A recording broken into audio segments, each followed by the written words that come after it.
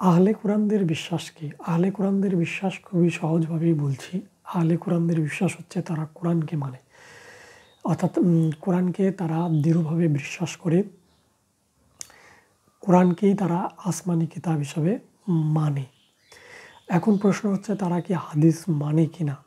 এটি নিয়ে একটি প্রশ্ন আছে আর কি।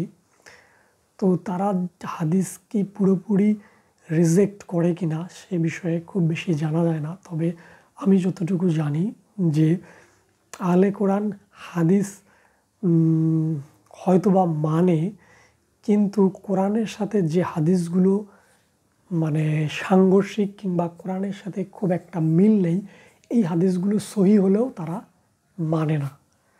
অর্থাৎ কোরআনের সাথে যেটা সাংঘর্ষিক সহি হলেও সেটা মানবে না। এটা হচ্ছে আহলে কোরআনরা বিলিভ করে, আমার যতটুকু ধারণা। আর যেগুলো কোরআনের সাথে সাংঘর্ষিক সেগুলো হাদিস তারা মানে না, এবং কোরআনের সাথে যেগুলো যায় না সেগুলো মানে না। তবে কোরআনের সাথে সাংঘর্ষিক নয় এমন হাদিস তারা হয়তো বা মানে বলে আমার ধারণা। তো আহলে কোরআনদের বিশ্বাস আরও ক্লিয়ারভাবে জানতে গেলে তাদের সাথে কথা বলতে হবে যে আসলে তারা কি বিলিভ করে। সরাসরি এটা প্রশ্ন করতে হবে, তাহলেই সঠিক উত্তরটা জানা যাবে। তো আজকে এই পর্যন্ত। ভালো থাকবেন, সুস্থ থাকবেন, এই কামনায় বিদায়।